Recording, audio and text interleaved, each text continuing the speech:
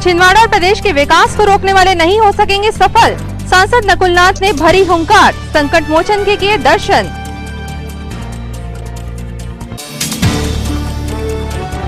राजीव भवन में सांसद नकुलनाथ ने ली कांग्रेस एससी प्रकोष्ठ की बैठक। अध्यक्ष गुरुचरण खरे वरिष्ठ नेतागण रहे मौजूद।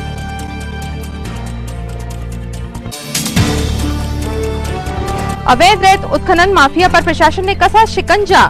एक पोकलेन मशीन और कई डंपर जब्त।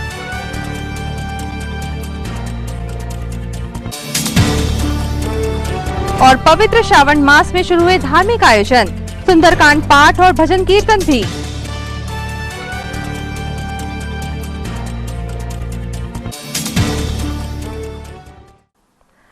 नमस्कार, स्वागत है आपका सिटी हलचल में। दिन भर की तमाम खबरें लिए आपके साथ मिलती शुक्ला। शुरुआत करते हैं खबरों की। जिले के सांसद नकुलनाथ अपने निर्धारित दौरा कार्यक्रम के मुताबिक आज छिंदवाड़ा पहुंचे। यहां इमलीखेड़ा हवाई पट्टी पर उनका हार्दिक स्वागत किया गया।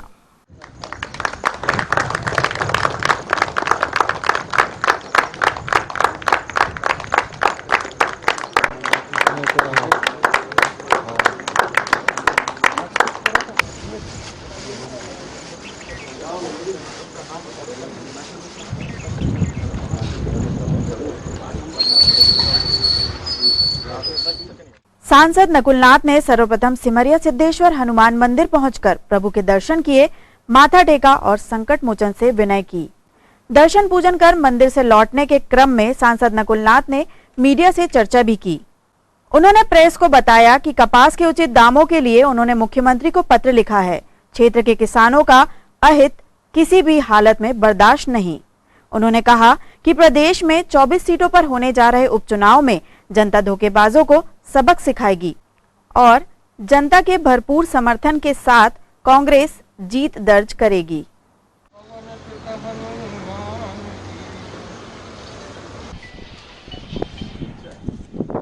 मैंने उनका आशीर्वाद मांगा छिंदवाड़ा की जनता के लिए भगवान से कि यहाँ हमेशा छिंदवाड़ा में सुख शांति बने रहे और ये जो कोरोना का जो महामारी है इस पे मैंने खास करके भगवान से प्रार्थना की है कि हमारे छिंदवाड़ा ज़िले को इस महामारी से सुरक्षित रखें। देखिए, आपको याद होगा कि पिछले साल मक्के का भाव 2000 रुपये क्विंटल तक पहुंच गया था। मुझे दिल्ली में कई प्रेस के माध्यम से ये खबर मिली थी कि भारत सरकार अब किसानों का मक्का डायरेक्ट खरीदेगी।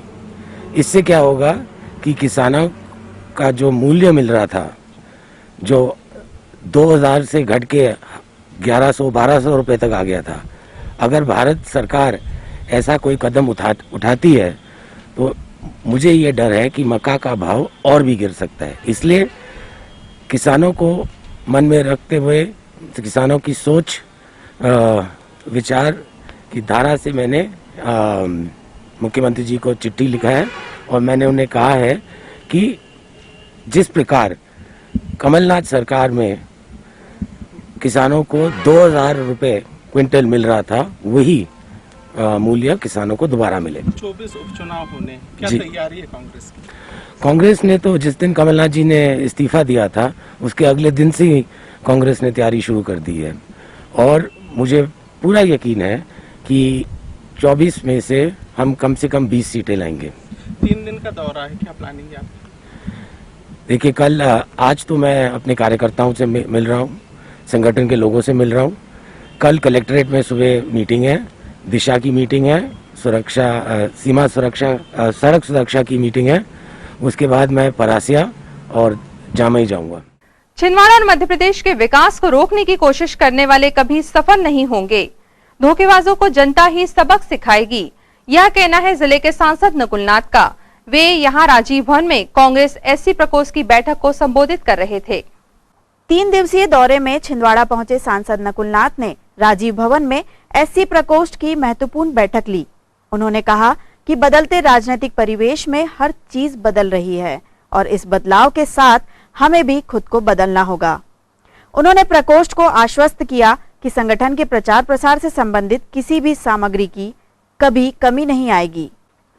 24 सीटों पर होने वाले उपचुनाव को लेकर भी नकुलनाथ ने कार्यकर्ताओं में जोश भरा और कहा कि आप सभी के प्यार, विश्वास, बल और शक्ति से अब तक जिले का सतत विकास हुआ है।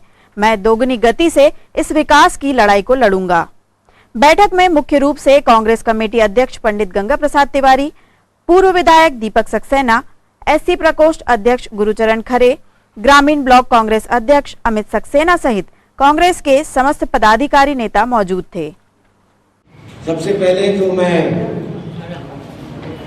गुरुचरण खरे को बहुत बहुत बधाई देता हूँ कि उसे मध्य प्रदेश के एससी आयोग का सदस्य चुना गया है। इसके लिए आप सभी की ओर से मैं गुरुचरण को बहुत बहुत बधाई देता हूँ। अभी मैंने आप सब लोगों को सुना। मैं आपको याद दिलाना चाहता हूँ कि अगर कोई प्रकोष्ठ संगठन में है वो केवल एससी प्रकोष्ठ है, जिसे कमलनाथ जी ने सबसे ज्यादा प्राथमिकता दी।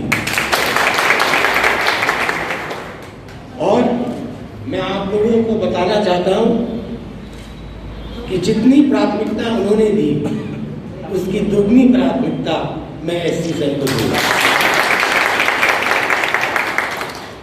अभी दादाजी बोल रहे थे कि समय बदल गया है, सोच विचार बदल गए हैं। मैं उनकी बात से बिल्कुल सहमत हूँ। समय बहुत तेजी से बदल रहा है। जो 5 साल पहले हम चुनाव प्रचार प्रसार करते थे, वो झंडे, बैनर और पोस्टर के माध्यम से हम प्रचार प्रसार करते थे। आज समय बदल गया है। आज प्रचार प्रसार व्हाट्सएप पे होता है, फेसबुक पे होता है, सोशल मीडिया पे होता है। तो मेरी आप लोगों से प्रार्थना है कि समय को ध्यान रखते हुए आप समय के साथ आप भी अपने आप में परिवर्तन लाएं।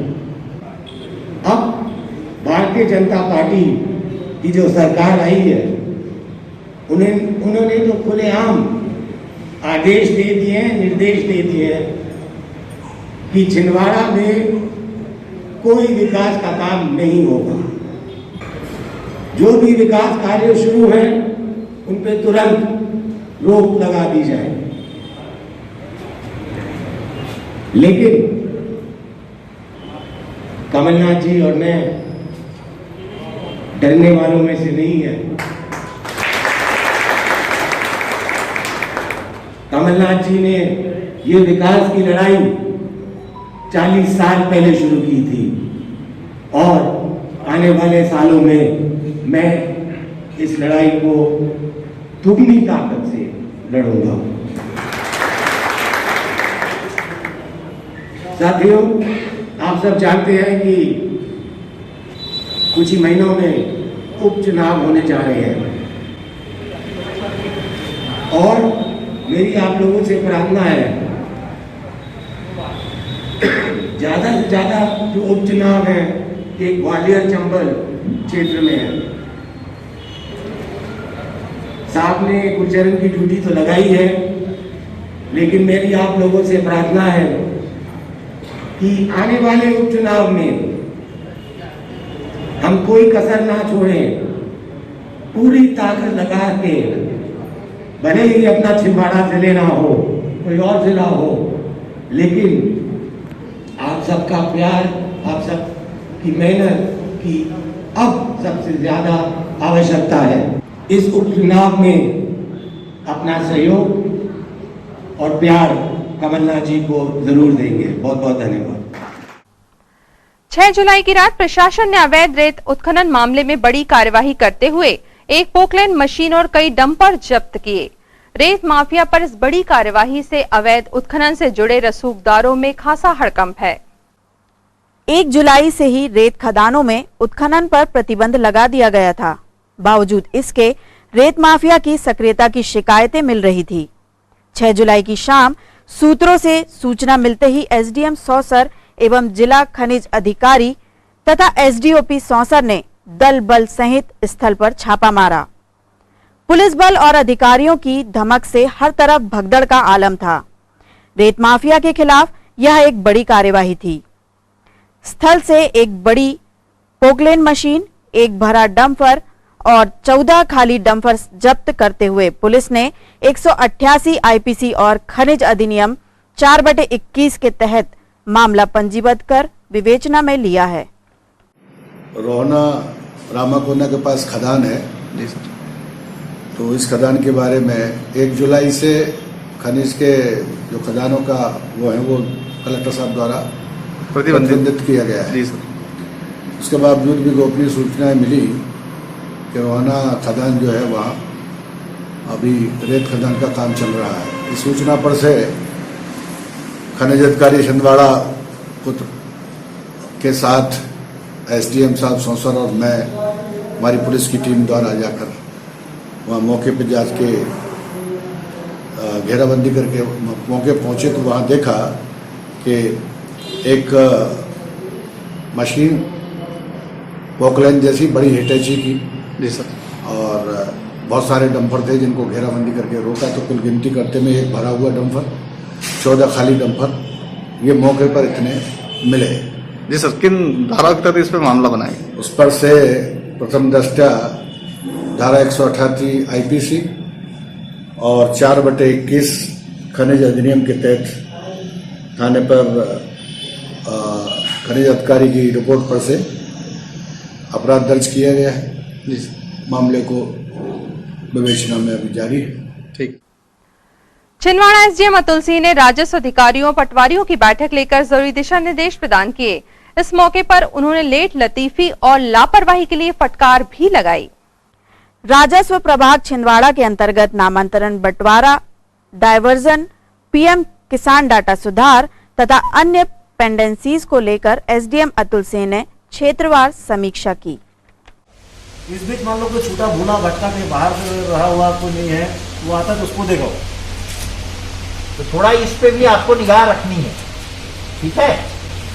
और बस मतलब मॉनिटरिंग से मतलब आप जब भी गांव जाइए ये अपने लोगों को बता के रखिए, उचित मूल्य दुकान से संपर्क में रहिए और कुछ गांव वालों से संपर्क में रहिए कि सही वितरण हो रहा है कि नहीं। ये तहसील छिंदवाड़ा के पटवारियों की और आरआई और तहसीलदार, नायब तहसीलदार की हमारे जो स्टाफ हैं जो फील्ड में काम करते हैं राजस्व से संबंधित, उनकी हम पाक्षिक समीक्षा बैठक लेते हैं। वही बैठक आयोजित की गई थी। बारिश शुरू हो गई है तो सीमांकन प्रकरणों का 100% निराकरण हो जाए। पीएम किसान के जिन लोगों के डाटा में कोई त्रुटि है उसका सुधार कार्य हो जाए। अन्य राजस्व से संबंधित जो विषय हैं, चाहे वो वसूली हो, चाहे राजस्व अभियान के तहत नामांतरण बंटवारा के दर्ज प्रकरणों का निराकरण हो, ऐसे सारे बिंदुओं की डायवर्जन हो, ऐसे सारे बिंदुओं की समीक्षा की गई है। जिस पटवारी में जहां कोई उसके काम में कमी आई है उनको चेतावनी दी गई है और उनको भविष्य के लिए सचेत किया गया है। आगामी 10 दिवस का समय दिया गया है कि जो पेंडिंग काम है उसको आप निपटा लें, जिससे राजस्व के काम में कहीं कोई कमी न रहे और हम अन्य तहसीलों और अन्य जिलों के कार्य की तुलना में हम कहीं पीछे न रहें। सिंघोड़ी बाईपास के पास हुए सड़क हादसे में एक धान से भरा ओवरलोडेड ट्रक अनियंत्रित होकर पलट गया।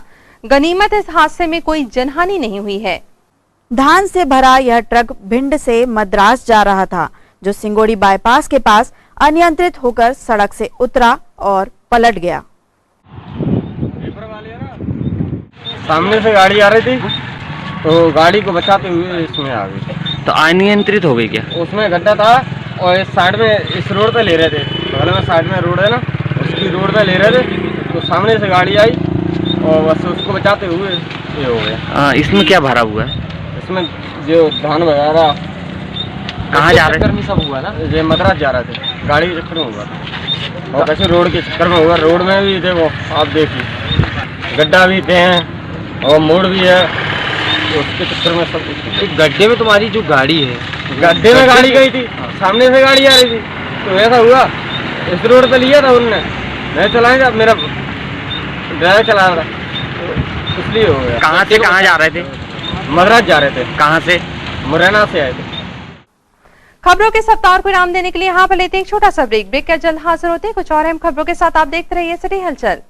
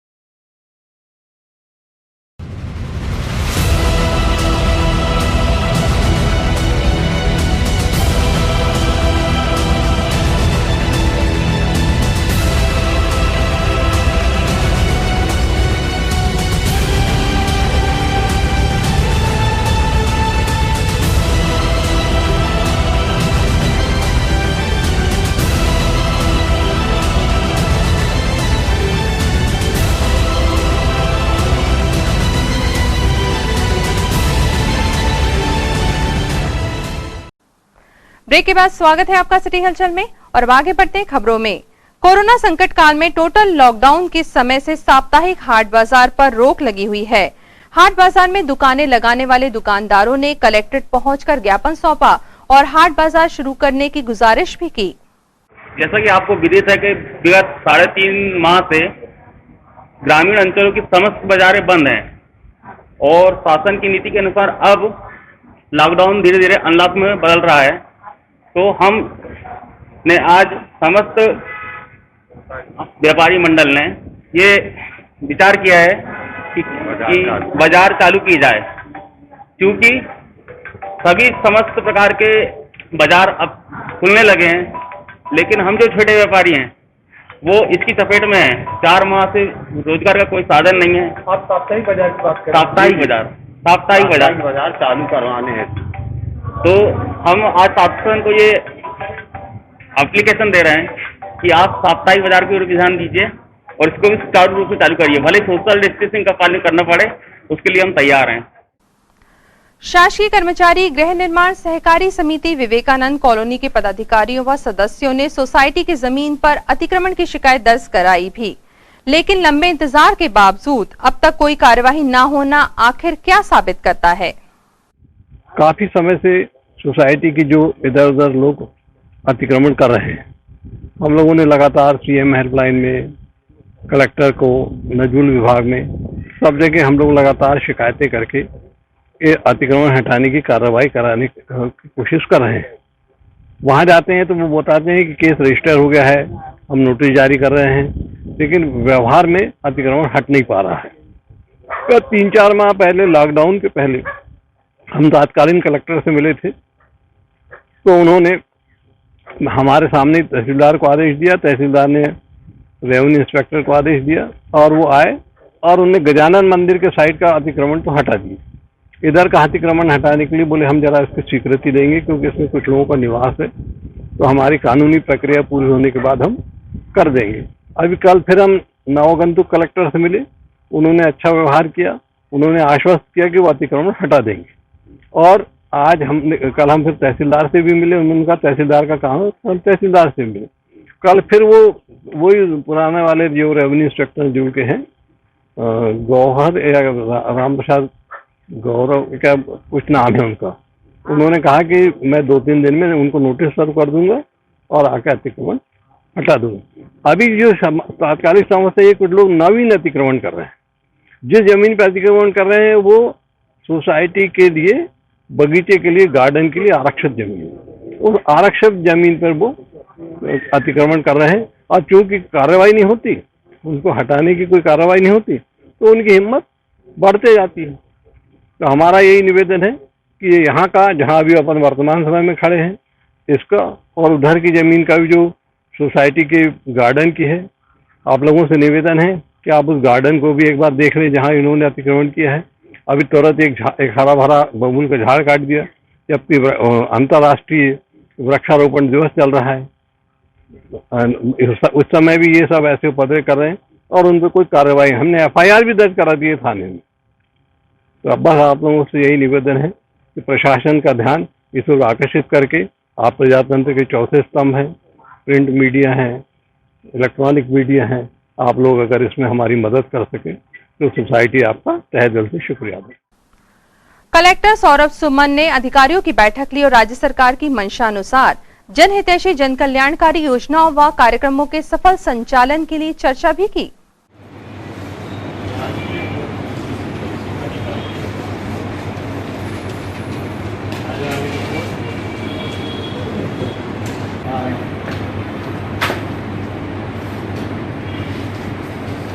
की स्थिति बता दें।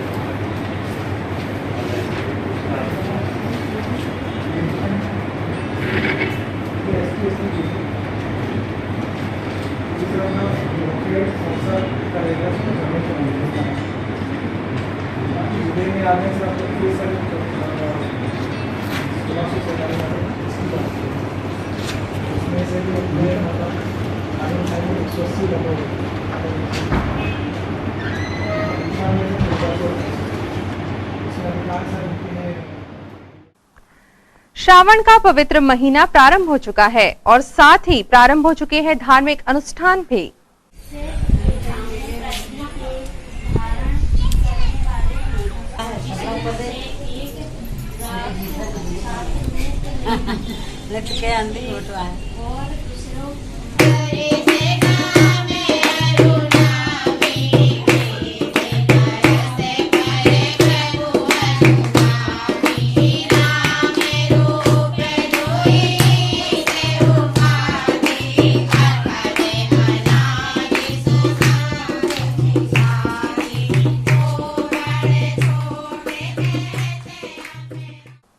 और अब इन तमाम खबरों को समेटते हैं, देखते हैं सुर्खियां।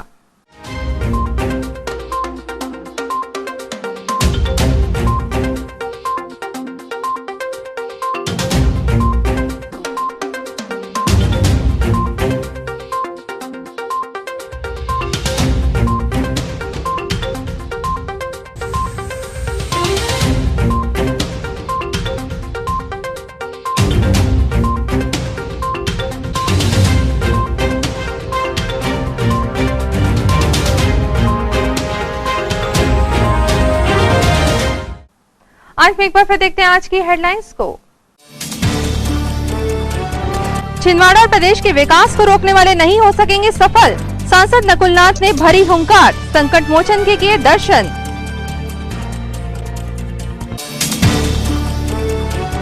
राजीव भवन में सांसद नकुलनाथ ने ली कांग्रेस एससी प्रकोष्ठ की बैठक, अध्यक्ष गुरुचरण खरे वरिष्ठ नेतागण रहे मौजूद।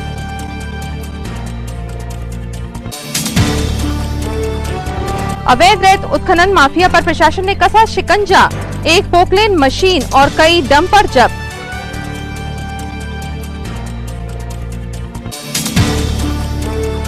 और पवित्र श्रावण मास में शुरू हुए धार्मिक आयोजन, सुंदरकांड पाठ और भजन कीर्तन भी।